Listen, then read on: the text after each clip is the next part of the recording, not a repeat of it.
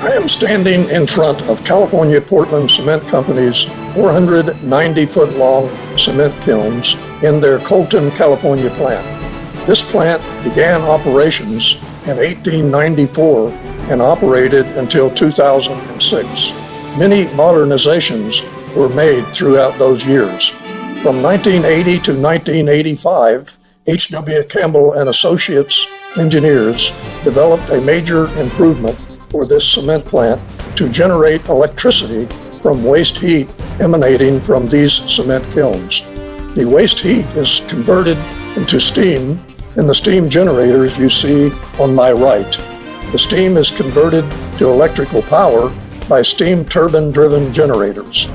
A new coal-fired steam generator, shown in the background, provided additional steam capacity so the plant would become energy self-sufficient. This video is about the power generation portion of the new cogeneration system contained within this generator building. This schematic diagram shows that all electricity for the Colton cement plant was purchased from the Southern California Edison utility in the amount of about 162 million kilowatt hours per year. In the early 1980s, California electricity prices escalated significantly. Cement production uses a huge amount of electricity, so Colton cement prices became less competitive with imported cement prices. Campbell engineers showed that self-generation of electricity, as shown on this diagram, by recovering waste heat from the cement kilns would be an excellent investment. The existing operation required that copious amounts of cooling air be used to cool the kiln exhaust prior to discharge into the baghouse. By eliminating this cooling air and diverting the hot kiln exhaust through a waste heat boiler, the wasted thermal energy is converted into steam and used for producing electricity. This would produce 10 megawatts of electricity. However, it would not satisfy the total plant electrical demand of 25 megawatts. Campbell engineers recommended the addition of a coal-fired steam generator that would produce additional electricity and make the cement plant energy self-sufficient. Any excess electricity generated was sold to the utility, providing additional income. Campbell engineers determined that a 30 megawatt power generation system would satisfy peak power demand of the cement plant. So the search for generation equipment was initiated. During the 1950s and 1960s, the economic expansion in the United States exploded as new industry created employment and well-being for American families. This was due in large part from the availability of cheap electricity generated from coal. The need for new electrical capacity grew at a rapid pace. To meet this need, many smaller cities had to increase the size of existing power generation plants to meet these needs. By the early 1980s, large regionalized utilities began to crowd out these local power stations. This had the effect of retiring many power generation units far sooner than their useful life was over. Campbell engineers recognized the beneficial economics of utilizing these units for industrial applications and proposed utilizing reconditioning generation equipment for the Colton project. A search for retired equipment was undertaken. Campbell engineers inspected multiple plants having equipment in the size range desired. As you see in the pictures, many plants stopped all maintenance and operation when units were retired. During the search for equipment, Campbell engineers learned of a plant in Vienna, Maryland that planned to shut down two 15-megawatt power generation units. Investigation determined that these units were operated under very similar conditions required for the California Portland Cement cogeneration plant. A very detailed inspection of the plant maintenance and operation logs convinced the engineers that these units were a good selection for the project. At this point, a number of tests were conducted on the equipment to verify they were in sound condition. Then the work of removing and refurbishing the power generation system equipment was begun. It is difficult to imagine the work required to remove this equipment from an existing plant that would continue operations after removal of these two units. Luckily, Campbell engineers filmed some of the demolition and removal so you can see the tremendous amount of work involved. The following video clips were extracted from several hours of film, both good and bad.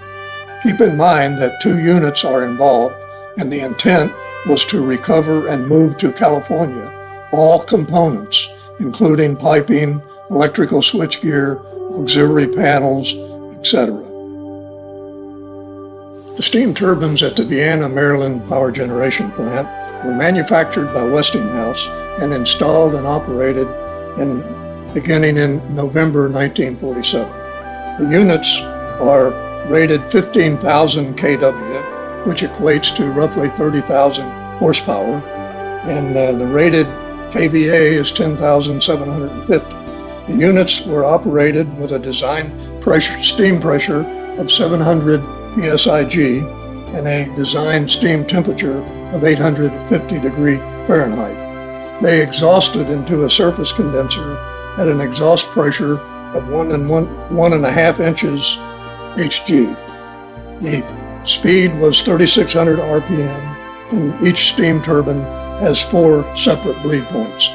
Removal of the steam turbine equipment was extremely labor intensive and required the removal of all piping, instrumentation, and other accessories that go with the steam turbine, which were all to be removed and transported to the Colton plant. Some would be reused and others replaced. The surface condenser is the largest piece of equipment in the power generation system. It condenses 110,000 pounds per hour of steam that discharges from the turbine back into a liquid using 13,500 gallons per minute of 70 degree Fahrenheit cooling water from the adjacent river. The condenser was manufactured by Westinghouse, and it contains 2,780 7/8-inch diameter tubes, each 22 feet long, inside a large containment shell. The condenser has over 14,000 square feet of cooling surface. The unit weighs nearly 70 tons when empty. Because of weight and size, the condenser presented difficult issues for removal. Reinforced concrete over the unit had to be removed so the unit could be hoisted up to the turbine deck level. Not wanting to remove equipment on the lower deck meant that the condensers required moving nearly the full length of the building on the upper turbine deck past much remaining equipment.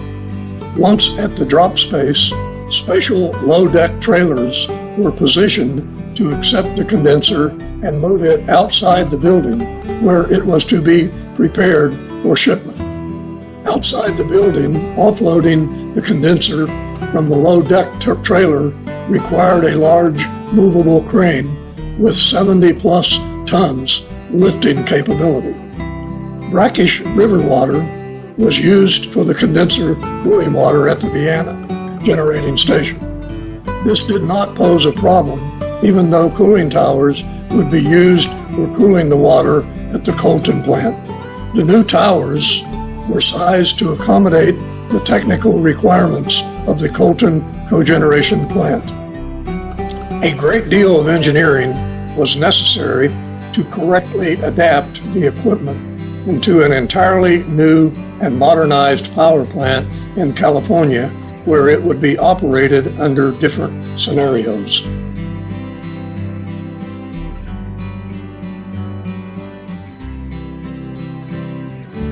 The generators at the Vienna power station were manufactured by Westinghouse. The unit produces electricity at 13,200 volts when operating at 80% power factor.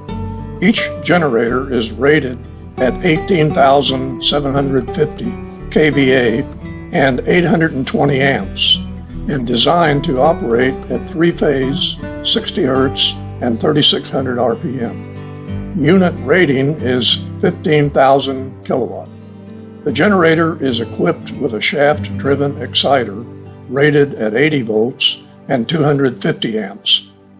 The rotor and stator is first removed from the generator and placed into protective cribbing to prevent damage during moving from the building and shipping to California. The remaining windings and generator casing is moved through the building and lowered onto a low-bed trailer. After moving outside the building, the unit is hoisted onto a tractor trailer for shipment to California. Once the units reach California, they are placed in a repair shop and completely refurbished and rehabilitated. All system components are checked and repairs made where necessary. It would take many hours to show construction and installation of the cogeneration plant in California, but I will close out this video with key scenes of the installation of the reconditioned turbine generation system. Features of the generator foundations and generator building being constructed show the size and complexity of the facility.